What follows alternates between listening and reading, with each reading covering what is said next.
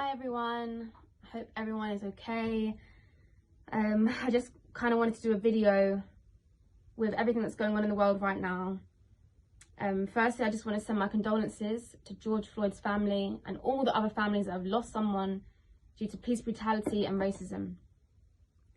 So I've written some words down because I feel like when I speak about my experiences or race in general, I get really sad and I get upset and I can never really say everything that I want to say. So I feel like I've written it down and I just want to share this with you guys. So, okay. Last year, I decided to open up about being one of 4 girls in Little Mix and how my race imprinted my experiences. From that interview, some people sympathised, some said nothing, but one thing that I took from that experience is the world did not care enough about race. Since then, I have tried to use my platform to raise awareness of matters such as racism. At this moment, I feel for the first time in my life, racism is the topic of conversation. We have the world's attention. We cannot see this as a moment. This has to be a movement until the system designed to oppress us is no more and we are seen as equals to our white counterparts.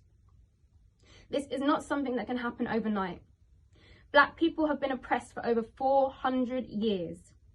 400 years later, we are seeing still our black brothers and sisters being shot down and treated with less regard than everyone else.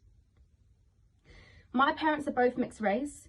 Both my grandfathers came to England with the Windrush generation and both married white women in a time where interracial relationships was extremely frowned upon. Growing up, me and my sisters never saw race being a limitation on what we wanted to achieve.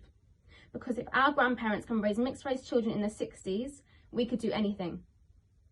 One thing we were doing was sleeping on racism. Too often, black people are reminded how far we have come as opposed to how far we can go. In doing this, we sleep on racism.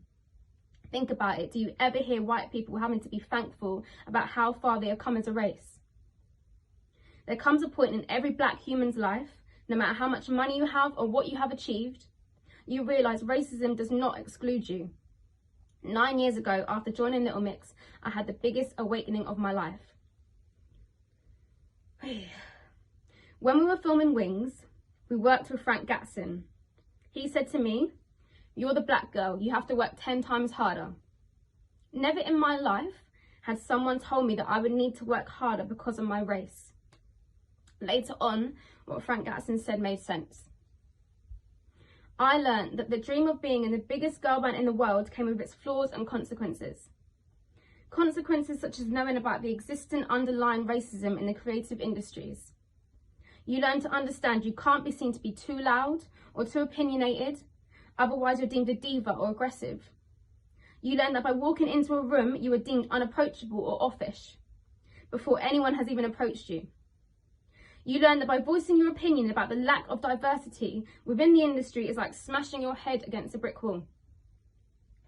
So at events, ceremonies, you learn to take great comfort from rare moments when you meet black creatives who understand this feeling or misplacement that you have inside.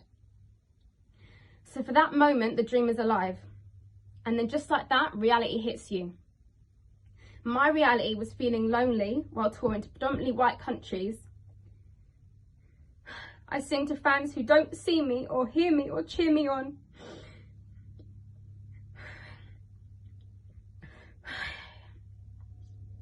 My reality is feeling anxious before fan events and signings because I always feel like I'm the least favoured. My reality is constantly feeling like I have to work 10 times harder and longer to mark my place in the group because my talent alone isn't enough. My reality is wanting to see other artists who I know are so talented but will never get the opportunities I have had because to the industry they are not marketable. But they will get behind someone else with the aspects of black culture the world wants to see, but leave behind the aspects they feel make them unmarketable. My reality is all the times that I have felt invisible within my group, part of me is fully aware that my experience would have been even harder to cope with had I been dark-skinned. Our reality is no matter how far you think you have come, racism exists. It exists in sports, in the creative industries, in politics and policies, in the streets and in the hearts of racist individuals. We are no longer in a position where we need to be quiet on this matter. So let's all continue to speak up on racism and keep this movement going. Thank you.